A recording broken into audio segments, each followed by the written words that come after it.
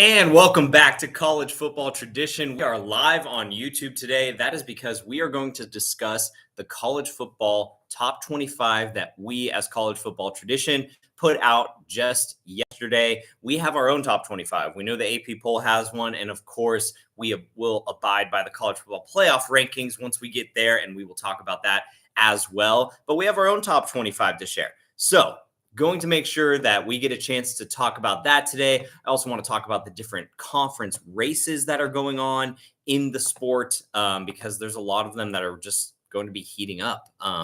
So let me try to get that open for you. See our top 25. You should see it right now. Here it is. Number one team based on our resume rankings is the Indiana Hoosiers. And if you're asking me, if you've watched the show long enough, Ohio State, I believe, is the best team in America right now. Obviously, they would be favored against probably anybody in the country if we were thinking in hypotheticals. But Indiana, based on what they've done this year, I believe is the number one team in the country. My rankings that I put out are fluid. They are subject to change, even if teams win. It's all based on resume, record, head-to-head results. So number two team in the country is Ohio State. Their resume, I think it's just a hair behind Indiana's, and we'll get into that as we talk about the Big Ten race. Then we got BYU. People may be surprised by this for BYU being ahead of A&M and then ahead of Georgia Tech. We could see those 5 undefeated teams claiming the top 5 spots. But I evaluated BYU's resume, and I took the conference histories and the conference biases that seem to exist out of the equation, because I do truly believe that this BYU team is very talented. I believe that Bear Bachmeier and his receiver brother just do a phenomenal job running the offense. I believe that this is probably one of the best BYU teams we've seen in the past 20 years, and they've had some pretty decent ones. But I really like BYU in this number 3 spot. Next is Texas A&M, and we're going to compare the BYU, A&M, and Georgia Tech resumes in just a second, but I do have them at number 4 squarely with plenty of opportunities coming up to position themselves higher if that were to happen. Georgia Tech is my number 5 team as of right now as well. Plenty to talk about with the Yellow Jackets. Then we get into Alabama. Alabama, with that loss to Florida State, I know that one is tough to swallow. But they are the only reason that Georgia has a loss on the season. They are the only reason that Vanderbilt has a loss on the season. They beat Missouri, who only has 2 losses. To me, as far as one-loss teams in the country go, I have Alabama as the most impressive resume right now. Georgia is the next one. I believe that they have a couple good wins under the belt, and I have them behind Alabama based on the head-to-head result. Ole Miss is next. They were a team that obviously also lost to Georgia. Then I get into Texas Tech. The Big 12, I think I'm pretty high on this year, and there's a lot of opportunities for those schools to move up continuously. I think that people are going to see my rankings, and then they're also going to look at the AP rankings or the coaches poll, and they're going to see a little bit more favorability for the ACC and Big 12 than they do in those polls. But I do have Texas Tech at number 9, still a top 10 team program this year. Then number 10, I don't know who's higher on Virginia than me right now. I know that they've won a couple games in overtime, and I know that the game against UNC this past weekend, in which it was decided by 3-4 inches, that ball didn't cross the goal line on that 2-point play in overtime for Bill Belichick's squad. I have Virginia because of the wins. I have them at number 10. They did beat Louisville, and Louisville's number 11, and Louisville beat Miami. So based on head-to-head results and all of those teams, Virginia, Louisville, and Miami, all only having 1 loss, it was very easy to rank them. I thought it was very easy to situate them in the way I did, with Vanderbilt sandwiching Louisville and Miami at number 12. Very impressed with Vanderbilt. That win against Missouri was phenomenal in terms of their resume. Not great offensively, really great defensively. That might have been one of their best defensive performances of the season. So I'm really impressed with Vanderbilt. I think I'm a little lower on them than some other people, but that's because I don't see the wins just yet. Plenty of opportunities still ahead. Cincinnati and Houston, the Big 12, has a couple of pretty good one-loss teams, and these two are two of them. Cincinnati's loss is only to Nebraska, but we also know Nebraska suffered a few losses. So I do have Nebraska lower, being that that game was on a neutral site. It was beginning of the year, and Cincinnati's record is better, and that game was closer. Cincinnati has gotten better throughout the year. You can't just go based off of head-to-head results when it comes to rankings. If two teams have the same record, I do go based off head-to-head. But if two teams have, like Cincinnati's case, Cincinnati has a better record than Nebraska. And even though they lost that head-to-head, Cincinnati's resume is better than Nebraska's right now. And if they had the same record, let's say if Nebraska didn't lose that Michigan game or didn't lose that Minnesota game, they would absolutely be ahead of the Bearcats. But I have Cincinnati, Brennan Sorsby, dark horse Heisman candidate. He needs talked about a little bit more in those discussions. Then I have Houston. Houston is one of the surprise teams of the year. Really like this squad. They're going to get a ton of opportunities going forward to prove themselves. Schedule isn't that easy, but the Big 12, anything could happen this year, as we've seen. I think Kansas and Kansas State continue to be kind of those pesky teams in the state of Dorothy that kind of affect the Big 12. So I really like Cincinnati and Houston in those spots. And then this is where people might have stronger opinions than I do, but I have Oregon at number 16. I don't know if anybody's lower on Oregon than I am, and it's not because of them as a team. Their only loss is at home to Indiana by 10. I have Indiana as my number one team. But when I look at all the one-loss teams in the country, the teams that have won impressive games, I look at Oregon and I'm like, I just don't see the impressive wins. And obviously they struggled a little bit with Wisconsin this past weekend. That they did struggle with Wisconsin last year as well. But when I'm looking at just resumes, forget Big Ten, forget SEC, forget the talent even on your roster, because I do think that this Oregon team is a top 10 team when it comes to the roster. And if I would pick them ahead of a Texas Tech or potentially an Ole Miss, I think I would pick them ahead of. I still just have to look at what's been done so far. Just so far, based on their record, based on the teams they've beat, I'm going to have to put them at number 16. Plenty of opportunity ahead for the Ducks. Then we get into Navy.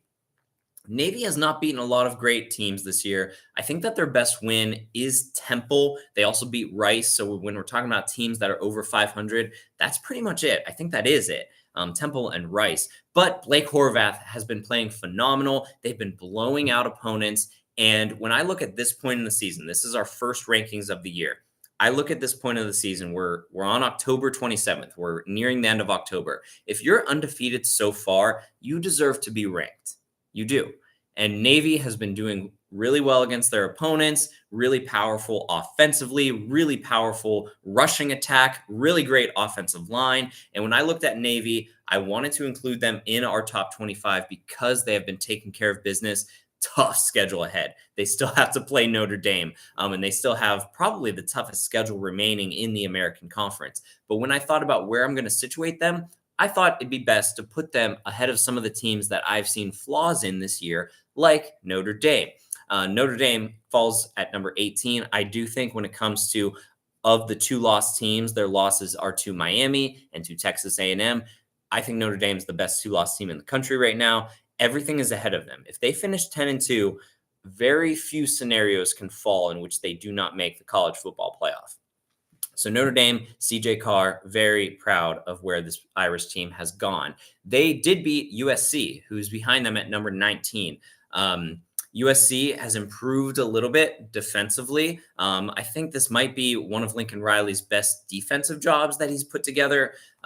Really has a great staff there. And I think that the secondary has improved. So I like this USC team.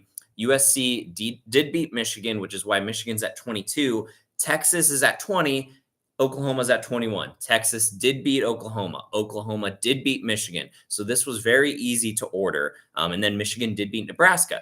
So that was a very easy system to kind of put together there, with USC and Notre Dame falling just ahead of Texas. Obviously, I think people have bagged a lot on Arch Manning, and that's fine. I don't know if all of it is fair. He got a lot of hype heading into this year, But I still think when I'm looking at all 136 quarterbacks, and I should be looking at a few more than that, because if you look at a team like Kennesaw State, they could win with anybody under center. But Texas, I think that Arch Manning still is a top 35 quarterback so far this year. I really do think that. So he's getting a lot of heat, and he obviously got hurt in that last game. The comeback win against Mississippi State, he led that comeback, and then the backup came in and scored fairly quickly. Then the Texas defense did step up when they had to, and really wasn't much of a possession for Mississippi State in their time having the ball. So I think that people had high hopes for Texas. Obviously, they were the preseason #1 team in America, according to the AP poll, according to a lot of other people as well, because of who they were returning. And although they haven't met those expectations, they are #1 still in the SEC hunt, #2 still in the playoff hunt. #3, I don't think that Arch is like a bottom half quarterback in the country. That's ridiculous to say. He's still like a top 35 quarterback, like I said. And do I think that they're a top 15 team? No. I think that they're a top 20 team, though. I do think that that is fair to say. And that win over Oklahoma does carry. We'll see what Oklahoma looks like going forward. Talked about Michigan. They continue to look better and better offensively. Then you get to Nebraska, squeaking out a few wins, here and there. That win over Cincinnati really boosts their resume for them. And then I get to Tulane. When it comes to the American Conference, I'm going to evaluate all that for you. And then Washington and Tulane have very similar resumes, in my opinion. But because of Tulane's record and their wins over Duke and Northwestern, I do have them slightly over Washington right now. So that is my top 25 ranking. Now, if I'm going to go into why I have certain teams ranked this way, I'm going to go into it conference by conference. So let's start with the ACC. We'll start with all the Power 4 leagues, and then I'll get into some Group of 6 talk. So the ACC, Georgia Tech, undefeated, 8-0, 5-0 in conference play, 5-0 in conference play, 3-0 in the non-con. What's great about Georgia Tech's schedule is obviously they have 4 games left, but one of them is a non-conference game against Georgia at the end of the year. So Georgia Tech can solidify their spot in Charlotte before that game happens at the end of the year. Georgia Tech's best win right now, though, is Wake Forest. That's the only team that they beat that has 2 or less losses. Wake Forest continues to improve under Dave Doran. And then they have wins over Duke and Temple. Those are the best wins for Georgia Tech, though. Wake, Duke, and Temple. No other team on their schedule is above 500, but they didn't lose yet. So that's why for me, when I'm looking at my top 25, I have Georgia Tech as the lowest undefeated team right now. I still think because they're 8-0, because they've taken care of business, because Haynes King deserves to be in that Heisman conversation. He's coming off of a 5-touchdown day this past week. And think about this. This is the most surprising thing I saw this past weekend for Georgia Tech was that Haynes King had 3 passing touchdowns, 2 rushing touchdowns, and that was the first time a Georgia Tech player has done that in history. And that's very surprising for me. I just thought that a player would have done that. I thought Haynes King had already done that, to be honest with you. But Georgia Tech, to me, impressive resume, doesn't have the wins that some of the other undefeated teams do have right now. So I have them at number 5. Continuing on with the ACC, I put Virginia next. They're 7-1. They are the only reason that Louisville has a loss. They don't have other impressive wins. Coastal Carolina and Washington State remain their other 2 wins over teams that are over 500. But that Louisville win continues to look better. The loss was to NC State, who is a 500 team, but it was by 3, right? It was a 3-point loss. So for me, when I'm looking at the ACC and based off of head-to-head results, I have Virginia ahead of obviously Louisville. Louisville 6-1. Their loss is to Virginia. Louisville has a great resume, though. They beat James Madison. That is James Madison's only loss. And they beat Miami. That's Miami's only loss. And Miami has a win over Notre Dame. So when I'm looking at the ACC, it's clearly Georgia Tech, Virginia, Louisville in terms of ranking them, right? And then I get to Miami. Miami, 6-1. They did beat Notre Dame, who only has 2 losses. They did beat South Florida, who only has 2 losses. Obviously, South Florida's loss to Memphis this past weekend hurts the Bulls a little bit when we're talking about their American Conference hopes and when we're talking about Miami's resume. Miami's only loss is to Louisville. Next, I get to Wake Forest. Their best win right now is a 2-loss Kennesaw State, who looks really solid in Conference USA. I have to give them so much credit for what they're doing there. And then SMU is a 3-loss team. So I'm looking at Wake Forest. They're sitting at 5-2. They lost to NC State and Georgia Tech. So they lost to an undefeated team, and then NC State, who's sitting at 4-4. But they did beat SMU and Kennesaw. So Wake Forest, I will give you your flowers, but I don't have them in my top 25. They're just outside of it. Same with Pitt. Pitt is sitting at 6-2. Their best wins, though, Central Michigan and NC State. I know we're talking about NC State a lot. They are the reason that Virginia has a loss. They're the reason that Wake Forest has one of their 2 losses, but Pitt beat them. And they continue to look better under their new quarterback regime and Mason Heinschel. So even though you lost to West Virginia, you also lost to Louisville. You don't have super impressive wins on your resume. I have you right now outside of the top 25 at 6-2, but man, everything's ahead of them. And they do play Miami at home to end the year. That's a huge one for Miami. I mean, after last year when Miami went up to Syracuse and lost at the end of the year, lost their spot in the ACC championship, now they have to go up to Pitt, and Pitt doesn't play inside in late November like Syracuse does. So this is going to be a phenomenal matchup at the end of the year. A huge one could be potentially for both of these teams and their conference hopes. Moving on, let's talk about the Big 12. BYU is my highest rated team in the Big 12. I have them ranked at number 3, 1 spot ahead of Texas A&M. So let's jump to the SEC, talking about BYU and Texas A&M real quick. If we're looking at the wins, BYU has 1 win over a 2-loss team. That's Utah. Texas A&M has 1 win over a 2-loss team. That's Notre Dame. Both losses, I think, are very solid.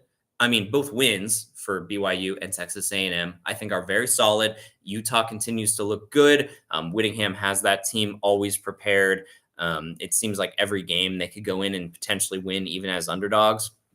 So they continue to look good. Utah does. So that BYU win over Utah, which was pretty dominant, to be honest with you. I thought the defense really stepped up for the Cougars. And then Texas A&M's last second kind of win at Notre Dame continues to look impressive as well. So those 2 wins to me, even though I have Notre Dame ranked, I do think they're kind of even. Then we get to wins over 3-loss teams. So teams that are sitting at 4-3, 5-3. Texas A&M beat LSU.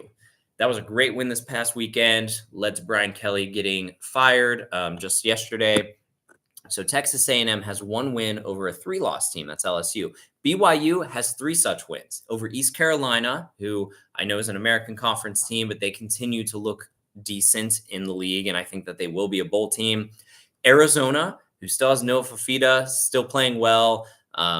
Hopefully they continue to kind of win a few games here and there. Schedule kind of isn't in their favor going forward. And then BYU has a win over Iowa State. So when I'm looking at BYU having 4 wins over teams that have 3 or 2 losses, and then Texas A&M only having 2 such wins, that was the big difference. So for me, when I'm kind of scoring these and ranking these resumes, I think that more of the season is ahead for Texas A&M in terms of opportunity to be ranked higher. But for BYU right now, based on what has already been done, I have them just 1 spot ahead slightly. It's so slight. And I think that Texas A&M would be favored, and would I pick them to win against BYU? Yes. But I'm just going off of based on what has happened so far. So BYU slightly ahead of A&M. Let's go back to the Big 12. Next, I have Texas Tech. Their loss was to Arizona State. Sam Leavitt was able to get healthy for that game, and they were able to pull off the big upset. They do have a win over Houston. That's Houston's only loss, and they have a win over Utah. Utah's only losses come to BYU and Texas Tech, who are combined 15-1. So that's why I'm really impressed with the Utes so far. So I have Texas Tech as that number 2 team. Hopefully they could figure out the quarterback situation as Morton has dealt with some injuries, but continue to rely on the running game. I hope that they can. And the defense still, to me, is one of the best in the country. So I still am pretty high on Texas Tech. That's why I have them at number 9 in the country. I do think that based on what they have done this year, that win over Houston and the win over Utah is better than what Virginia or Louisville or Miami has done so far this year. So I do have Texas Tech there. Then I have Cincinnati. Cincinnati's sitting at 7-1. Their only losses to Nebraska. They did beat Kansas and Baylor, who are 500 teams. They beat Iowa State and UCF. So their wins aren't phenomenal. They don't shoot out at you, which is why I have them behind that ACC trio of Virginia, Louisville, Miami. But I do still think that Cincinnati's resume, based on what they've done this year and their loss, which was very close to Nebraska, and the beginning of the year, I do think that Cincinnati deserves to be where they're at, and that is number 14. Then we get to my number 15 team, which is Houston. I have them ranked next in the Big 12 kind of power ranking system, I would say. Houston 7-1, only losses to Texas Tech. They beat Arizona. They beat Arizona State, and they beat Rice, who's above 500, who are sitting at 500. So when I'm looking at Houston and Cincinnati's resume, Cincinnati slightly above Houston, which is why I have them one spot ahead right now. Then I get to Utah. Utah, man, they could have easily fallen in this top 25. They're sitting at 6-2, win over Arizona State, but it was without Sam Leavitt, so it's very hard to evaluate that victory. The only other win over above 500 team is Wyoming. And then the losses are to Texas Tech and BYU, who, like I said, are a combined 15-0. So when I look at Utah, I think that I'm very impressed with what they've done so far this year. But I'm kind of evaluating the Big 12, and I can't put them ahead of Houston right now just because of the wins not being there yet. Opportunity still ahead for the Utes.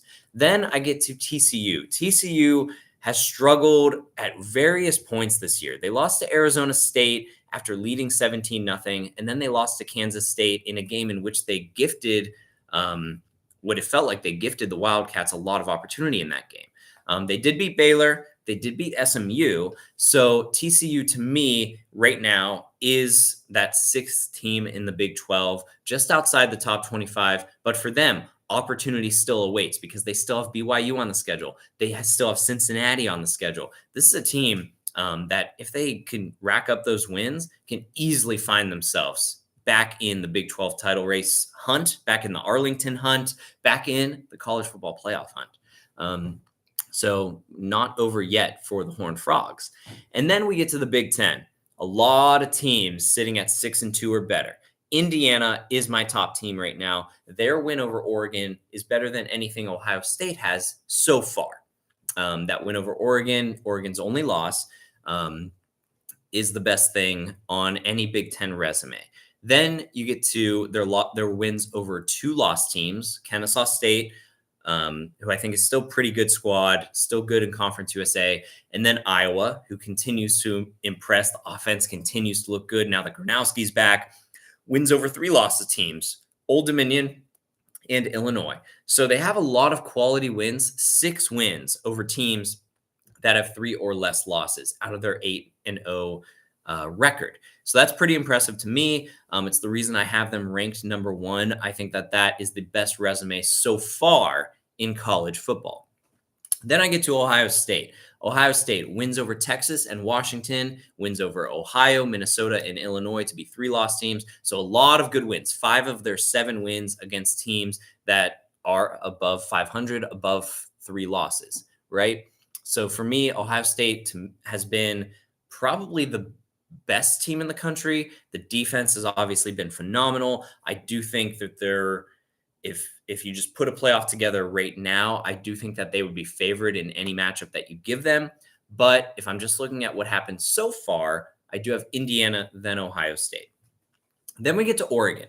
And the reason that I have Oregon in my top 25, ranked number 16, behind a lot of other one-loss teams, is because they haven't beaten anybody yet. They beat Northwestern, who has 3 losses. They beat a 500 Rutgers team, but that's it. So when I'm evaluating their resume and I compare it to Cincinnati's, Cincinnati, they have wins over Iowa State, UCF, Kansas, and Baylor. I think that those 4 wins are better than Northwestern and Rutgers right now, and I don't think that that's unfair to say. Oregon did lose to Indiana, the number 1 team in the country. It was by double digits. It was at home. So for me, Oregon still has a ton to prove and will have that opportunity to do so. Obviously, they're still in the Big Ten race. As long as Ohio State and Indiana don't win out, more so they would need Ohio State to probably drop one. But Oregon's still in the Big Ten title race. But even if they don't make it there, 11-1 Oregon is always a playoff team. And even a 10-2 Oregon could sneak into the playoff as well, depending on how things shake out in the other leagues. But when I'm evaluating the wins, I just think that Cincinnati and Houston have better wins than Oregon right now. And I don't think that that's unfair to say. Do I think Oregon's a better team? Slightly. I do. I do think that, one, they'd be favored on a neutral field. And number 2, that they have more talent around them. The receivers are very talented at Oregon. I'm very high on the Oregon Ducks defense. But the Cincinnati offense has looked impressive. The Houston offense has looked impressive. So all 3 of those teams kind of grouped in together for me. But the wins is what sets apart the Big 12 squads from Oregon right now. Then we get to USC. The win over Michigan still carries, which is why I have them ahead of Michigan, who did beat Nebraska, who did beat Washington, who did beat 2 Group of 5 schools, New Mexico and Central Michigan, who are sitting at only 3 losses right now. But I'm looking at Michigan. The only losses are to Oklahoma and USC, and the wins over Nebraska and Washington make them one of the higher-rated 2-loss programs. Nebraska is next. They did lose to Michigan, so I have to keep them behind the Wolverines, but they did beat Cincinnati, and that is one of the best wins that exists in all of the Big Ten right now. I said Indiana's win over Oregon is probably the best one, but I think Nebraska's win over Cincinnati, when we're evaluating all the Big Ten wins right now, I think that that is the second best win. Cincinnati continues to look better, and Nebraska sitting at 6-2. If they didn't lose that Minnesota game, I would have them probably within the top 12, definitely ahead of Cincinnati. But because they lost that game to that Minnesota team, it's very hard to kind of put them any higher than I did. Washington is next at 6-2, but the wins aren't there, which is why that they're the number 25 team for me. They beat Maryland and Illinois. They beat Washington State and Rutgers. So 4 teams, so half their schedule is wins over teams above 500. But they did lose to Ohio State and Michigan in pretty dominating fashion. So I do have Washington as the number 25 team. Iowa, people keep talking about Iowa because they played a really flawless October, in my opinion. They did beat Minnesota. They did beat Rutgers, but the losses to Iowa State, and they did lose to Indiana, even though they played Indiana tougher than anybody. But the loss to Iowa State really hurts them here. And the lack of wins. I do think that Washington has better wins right now. I do think that Washington has better losses right now. So Iowa, to me, is the kind of the cutoff before we get to the rest of the Big Ten. They're outside the top 25 right now. That could obviously change. My rankings are fluid. We get to the SEC, the last power conference team before we get to the fun stuff. Texas A&M, 8-0. Why do I have them behind BYU? I already explained that. It's because I think that A&M's win over Notre Dame and BYU's win over Utah are pretty equivalent. Notre Dame, I do have as a better team than Utah, but then I get to the next group of teams.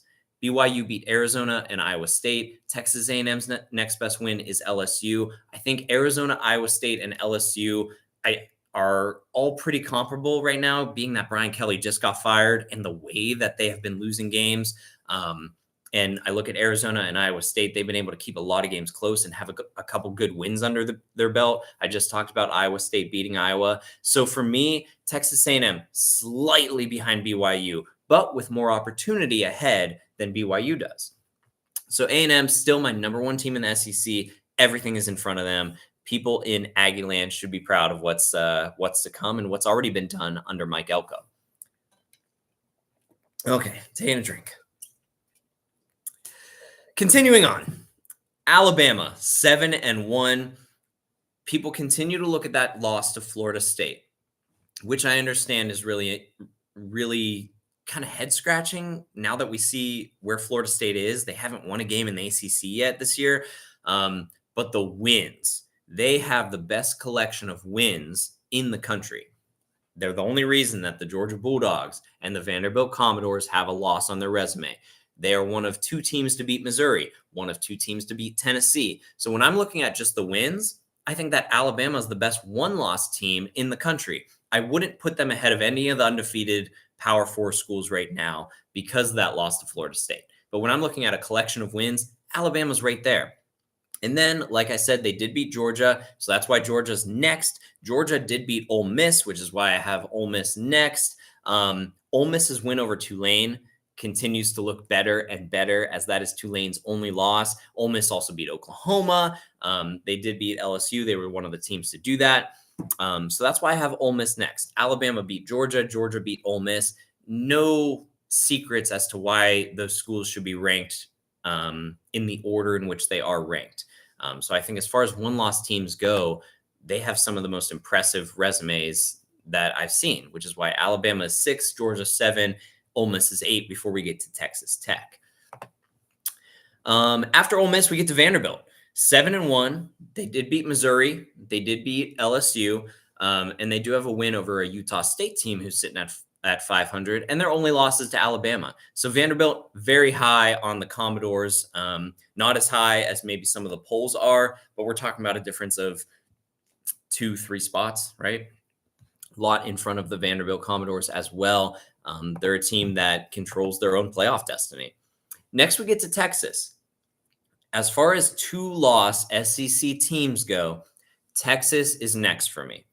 Because they beat Oklahoma, because they beat Mississippi State, I have to have them ahead of Oklahoma. And then their losses are to Florida, which is not a good loss, and then to Ohio State.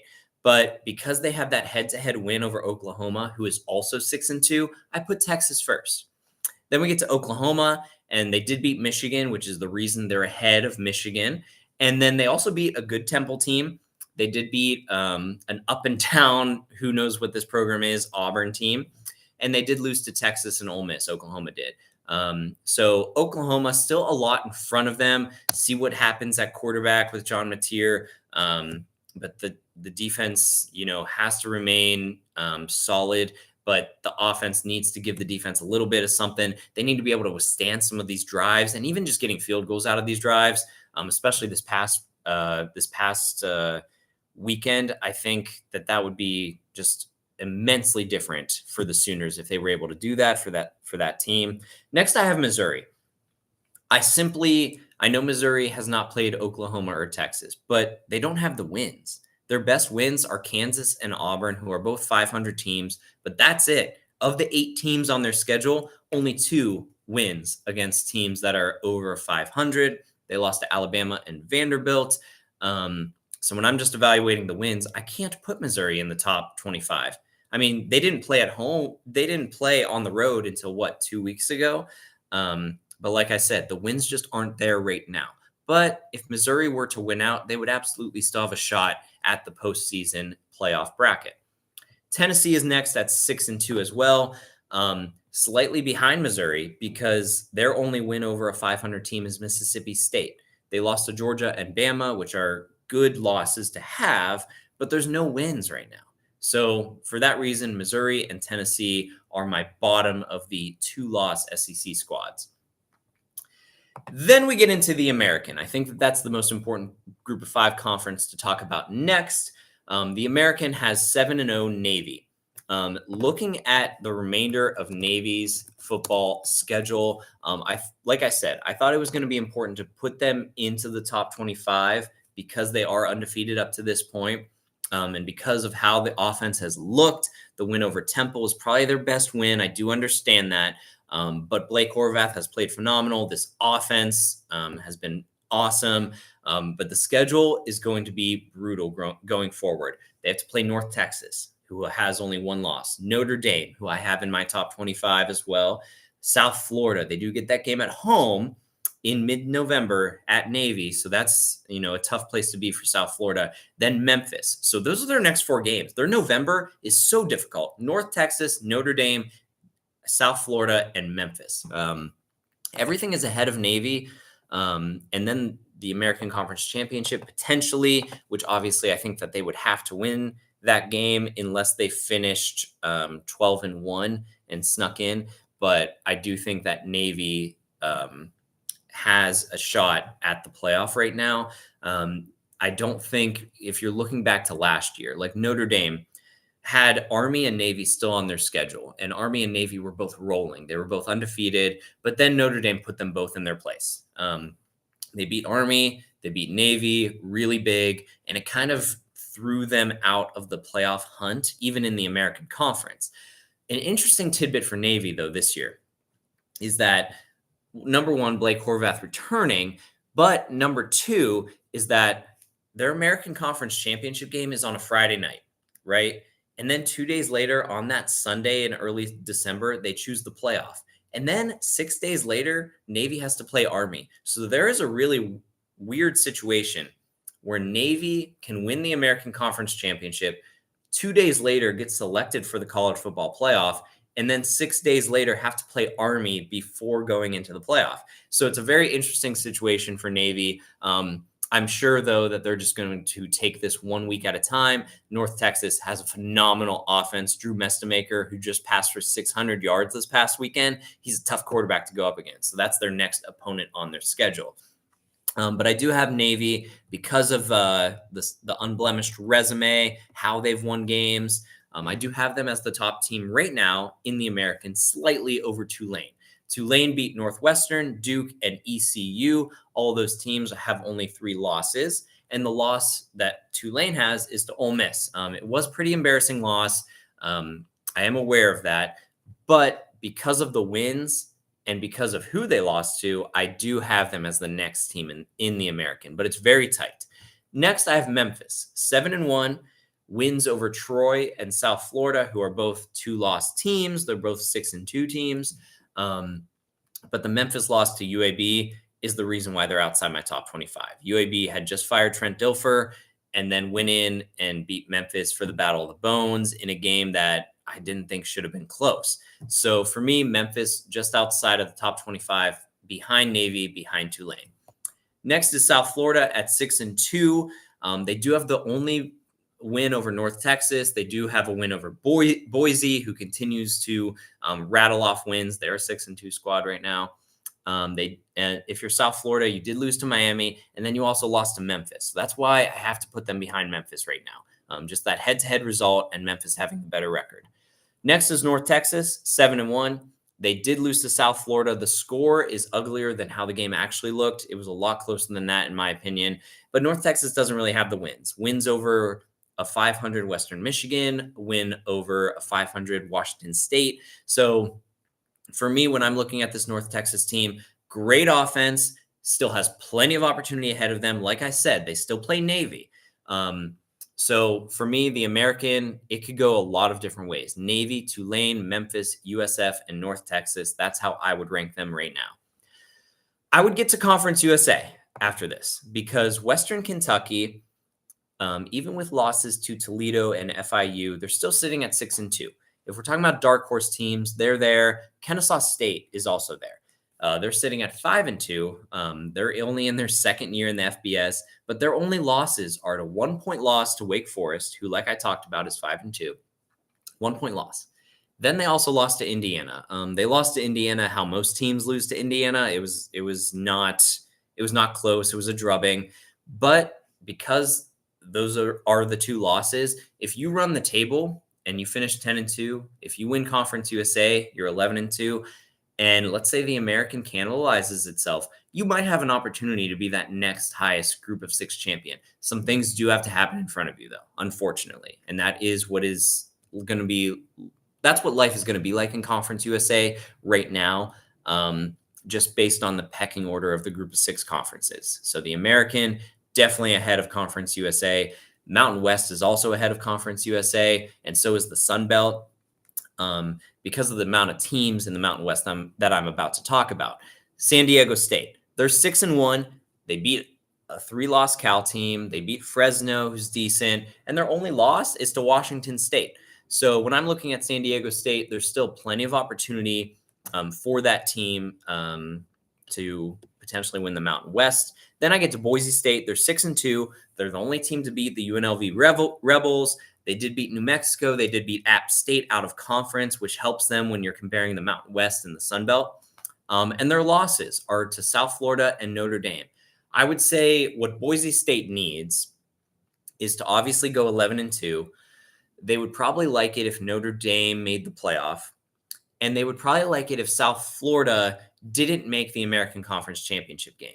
Because even if South Florida and Boise both win out, let's say they're both 10-2, but South Florida doesn't get to play in the American Championship game, there's a real situation where South Florida is sitting at home, Boise is playing for the Mountain West title, and even if Boise wins that game and is still ranked behind South Florida, they might be the next highest champion. So they might, based on the playoff format, get that 12 seed or potential 11 seed if it works out that way.